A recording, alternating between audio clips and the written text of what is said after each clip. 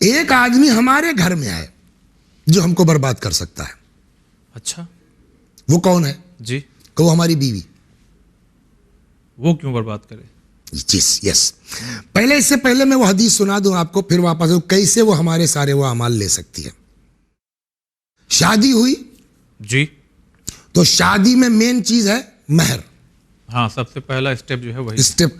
लिहाजा मैं एक बात और अर्ज कर दूं कि बहुत हाई फाई बनने के चक्कर में 2 लाख और 4 लाख का महर मत बदवाइए, वरना ये मुसीबत बन सकता है। और रिवायत भी कहती है कि सबसे बढ़िया औरत हमारी वहां वो है कि अकल्लहुन्ना महरा, जिसका महर कम हो। और सीधी सी बात है, महर ज्यादा रखवा के क्या करेंगे आप?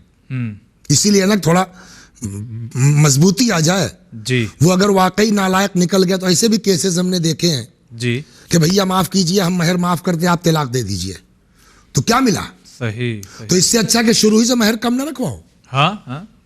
और उससे मोहब्बत भी बढ़ती है। बहरहाल, तो पहले मैं एक हदीस सुनाता हूं, उसके बाद दूसरी वाली अर्ज करता हूं जो फंसाएगी।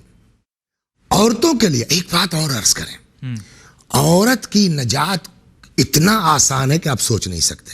अच्छा। बात हमारी राह नजात पे चल रही है ना, तो मर्द औरत दोनों, इतना आसान है कि ना पूछिए।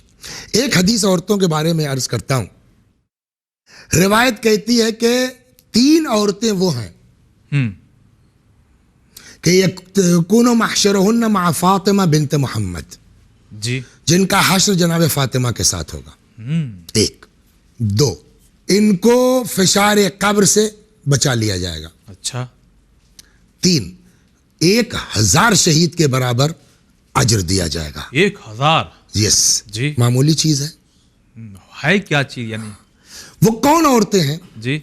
नंबर 1, सबरत अला गैरत ज़ौजिहा, जो अपने शौहर की बेतुकी गैरतों पर सब्र करे। जी। सबरत अला सूए खुल्क ज़ौजिहा, जो अपने शौहर की बदअखलाकी पर सब्र करे।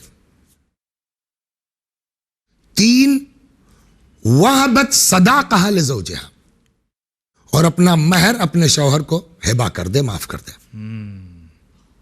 ठीक, तो औरत का मर्तबा यह है जी कि अगर उसने अपना महर अपने शौहर को माफ कर दिया, फिशार कब्र से बचेगी, जनाब फातिमा के साथ हश्र होगा, 1000 शहीद के बराबर उसको सवाब दिया जाएगा। मगर उसका हक है कि नहीं है? क्या महर उसका हक है? हाँ, बिल्कुल है। चाहे तो ले सकती है, उसने कहा हमको चाहिए। नहीं, दुनिया में अगर माफ कर दिया तो फिर तो बात वो तो एक अलग मैटर हो गया ना, लेकिन हक है ना जी, वो माफ ना करे जी, और ये कहे कि हमको चाहिए। हाँ ठीक, तो हमारे ऊपर वाजिब है कि नहीं वाजिब है देना? हाँ बिल्कुल है। हम नहीं दे रहे हैं, जाओ जो करना हो कर लो। वो बेचारी कोर्ट चली गई, कचहरी चली गई, यहाँ चली गई, वहां चली गई। अच्छा, गई भी नहीं, दिल में रखी हुई है? दिल में रखे हुए है। हाँ। एक केस हुआ, सुन लिए, बहुत मजेदार है जी, इसलिए कहते हैं महर वहर बहुत साफ सुथरा रहे। मैंने अपनी 2 बेटियों की शादी की जी, 2 भतीजियों की शादी की, 4 की 14,000 अहले बैत के नाम पर 10 साल तमाम। ये 2 लाख और 5 लाख और 28 लाख, इससे क्या मतलब है? तो वो महर जानते हैं क्या था? मुकदमा चला, नहीं पटी, मुकदमा चला, और इत्तेफाक से दोनों के वकील शिया थे। एक तो बेचारे मरहूम हो गए, अल्लाह बख्शे, जो लड़की की तरफ से थे। लड़के वाले तो अभी जिंदा हैं, पड़ोसी हैं हमारे। इत्तेफाक से केस चला जम के।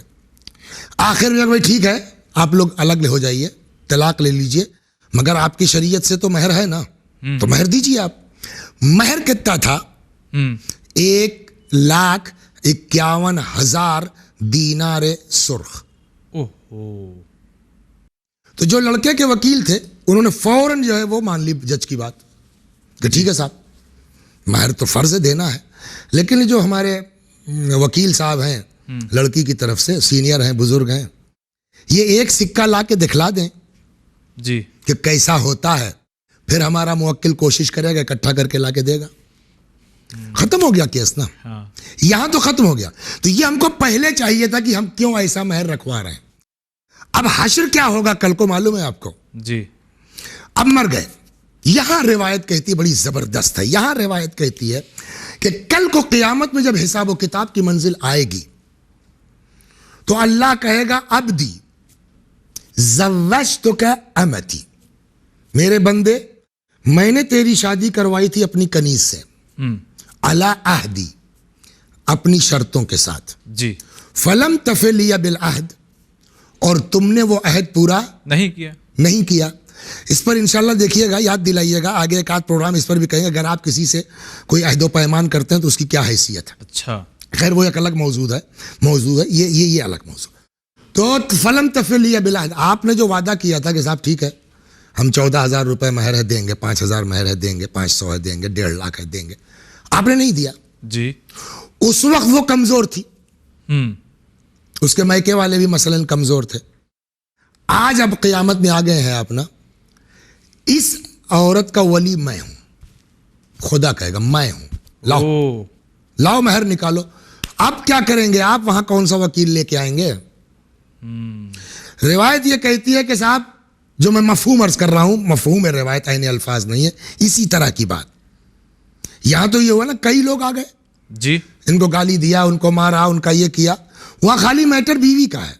लाइए साहब, आपके पास तो पैसा है नहीं देने को, अब उसका बदला चलेगा क्या, नमाज दे दो, रोजा दे दो, हज दे दो।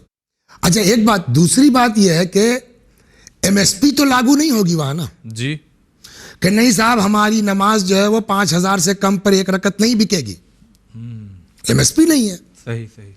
तो वो रेट आप नहीं लगा सकते अपने अमाल का, अपने नमाज रोजे का रेट वो डिसाइड करेगा। नमाज चली गई जी, महर पूरा नहीं हुआ, रोजा चला गया महर पूरा नहीं हुआ, हज चला गया, सारी नेकियां हमारी चली गई और अभी महर पूरा नहीं हुआ। जब नहीं पूरा होगा जी, तो अल्लाह कहेगा कि फिर इस औरत के गुनाह इस शौहर के अकाउंट में डालो।